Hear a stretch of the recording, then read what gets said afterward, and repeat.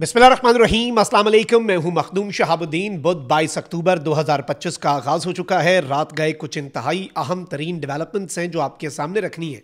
एक जानिब तो भारत पाकिस्तान के खिलाफ ऑपरेशन सिंदूर 2.0 के आगाज का ऐलान कर चुका है और यह बात राजनाथ सिंह के बयान के बाद नरेंद्र मोदी का INS विक्रांत पर अपनी नेवी के साथ खड़े होकर पाकिस्तान को धमकी देने से यह बात मजीद वाज़ेह हो चुकी है कि भारत ने इस मर्तबा कराची पर हमला करना है और इंडियन नेवी कोई बड़ा एडवेंचर प्लान कर रही है, क्योंकि एयरफोर्स का तो वैसे ही भुरकस पाकिस्तान ने निकाल दिया। अब बहीरा अरब के अंदर एक नई कशीदगी सर उठा रही है। पाकिस्तान की नेवी तो तैयार है, लेकिन अब इस सब के अंदर इस इक्वेशन में जो एंट्री है वो हुई है चीन की, और चीनी और भारतीय बहरी बेड़ों का टकराव।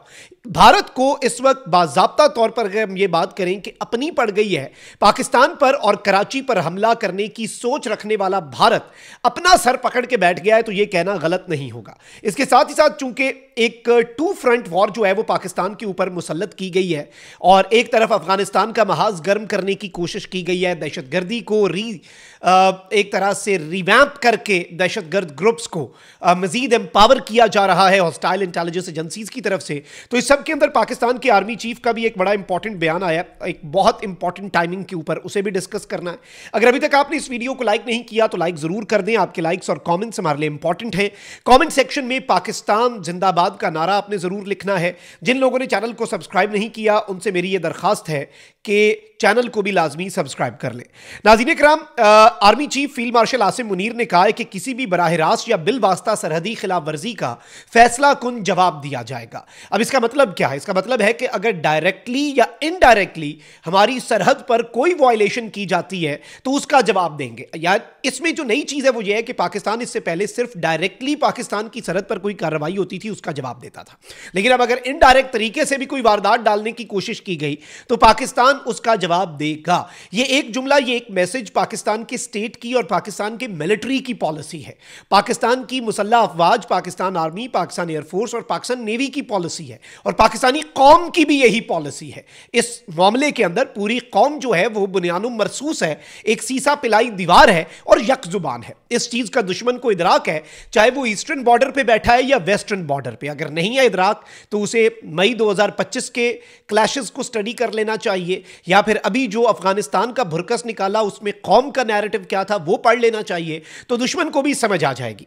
अब इस सब के अंदर हुआ यह है कि ISPR के मुताबिक आर्मी चीफ ने GHQ में 17वीं नेशनल वर्कशॉप में बलूचिस्तान के शुरका से मुलाकात की।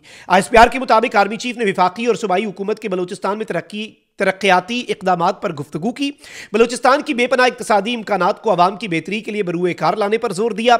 आर्मी चीफ ने नौजवानों को कौमी धारे में शामिल करने और बाइख्तियार बनाने में सिविल सोसाइटी के किरदार को सराहा। आर्मी चीफ ने कहा कि बलूचिस्तान पाकिस्तान का फख्र है। बलूचिस्तान के लोग निहायत बासलाहियत, बाहिम्मत और मुहिब वतन है। बलूचिस्तान के अवाम मुल्क का हकीकी सरमाया है। ISPR के मुताबिक आर्मी चीफ ने कहा कि पायदार तरक्की के लिए नौजवानों का फाल किरदार इंतहाई अहम है। जाती सियासी मफादात पर मबनी एजेंडों को रद्द करके मुल्की मफाद को मुकद्दम रखना होगा। अब ये बलूचिस्तान के हवाले से, क्योंकि नेशनल सिक्योरिटी वर्कशॉप के शुरका थे बलूचिस्तान से ताल्लुक़ रखने वाले, तो इनसे बलूचिस्तान के हवाले से बात की। अब ये तो बलूचिस्तान की यूथ के लिए और बलूचिस्तान के अवाम के लिए मैसेज था, लेकिन जो असल मैसेज है वो क्या है उसे जरा हम समझ लेते हैं। फील्ड मार्शल आसिम मुनीर ने कहा कि फितनल हिंद और फितनल खवारिज शरंगेजी और तरक्की मुखालिफ बयानियां फैलाने की मजमूम कोशिश कर रहे हैं। पाकिस्तान खित्ते में अमन व इस्तेहकाम का ख़्वाहां है। किसी भी बराह रास्त या बिल वास्ता सरहदी खिलाफ वर्जी का फैसला कुन जवाब दिया जाएगा, यानी Pakistan will answer every direct और indirect border violation. This is a message to Afghan Taliban regime. This is a message to TTP and RAW and BLA and even to Indian military. और इसके साथ ही साथ मैं आपको ये बताऊं कि भारत जो है वो एक मरतबा फिर से सिंदूर 2.0 की बाज़गश चल पड़ी है।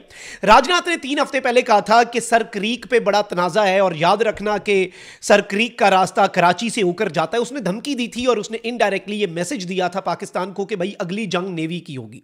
अब पाकिस्तान नेवी तो इंतजार में बैठी है। पाकिस्तान नेवी को भारत ने आज तक खिदमत का मौका ही नहीं दिया सही तरीके से, और ये सिर्फ बढ़के मारते रहते हैं। एयरफोर्स को और आर्मी को अच्छा खासा खिदमत का मौका दिया। हमारी एयरफोर्स ने 2019 में, 2025 में भारत को कहीं का नहीं छोड़ा। इंडियन एयरफोर्स का भुरकस निकाल दिया।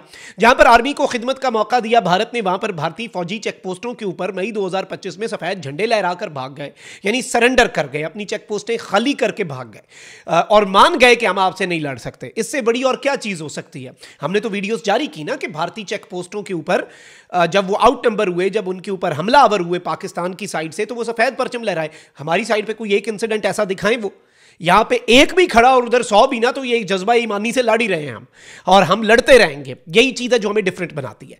अब जो दिवाली के दिनों के अंदर आर्मी चीफ ने, इंडिया वाले ने कहा कि ऑपरेशन सिंदूर तो चल रहा है, 2.0 की तैयारी मुकम्मल है और हमने किसी भी वक्त लॉन्च कर देना है। नरेंद्र मोदी जो है नाज़रीन कराम, उसने दिवाली के ऊपर INS विक्रांत का टूर किया। Now this is very symbolic and this is a very clear message कि इंडिया जो है वो अपनी नेवी जो है उसका मोराल बूस्ट कर रहा है पाकिस्तान के साथ एक बहुत बड़े आप कह लें कि नेवल स्टैंड ऑफ से पहले। एरियल हम कर चुके, aerial dog fight recent human history की सबसे बड़ी थी, 6-0 पाकिस्तान ने स्कोर दिखाया। अब नाज़रीन इकराम, ANI की स्टोरी है कि जी PM Modi witnesses air power demonstrations at INS Vikrant and फिर एक टाइम्स ऑफ इंडिया की कुछ घंटे पहले किया कि PM Modi aboard INS Vikrant, Diwali promise kept, message to Pak delivered, यानी दिवाली का वादा पूरा कर दिया मोदी ने। INS विक्रांत पे चढ़ के मोदी ने मैसेज दिया पाकिस्तान को। फिर इस सब के अंदर मोदी ने एक और बड़क मारी कि INS विक्रांत जो है वो पाकिस्तान को सिंदूर ऑपरेशन के दौरान अपने घुटनों पर ले आया। ऑपरेशन सिंदूर के दौरान INS विक्रांत थोड़ा सा आगे आया और फिर इसकी किचन में गालिबन आग लग गई पुरस्कार तरीके से, और ये वापस अपनी बंदरगाह पे पड़ा हुआ INS विक्रांत, बेकार INS विक्रांत जो फंक्शनल भी नहीं था। पता नहीं वो पाकिस्तान को कैसे घुटनों पर लाया और पाकिस्तान घुटनों पर आया भी कि नहीं, ये जरा देखें। मैं ऐसा पाकिस्तानी कहूंगा हम जीते, इंडियन कहेंगे वो जीते। आप न्यूट्रल ऑब्जर्वर्स को देखें, इंटरनेशनल मीडिया को देखें।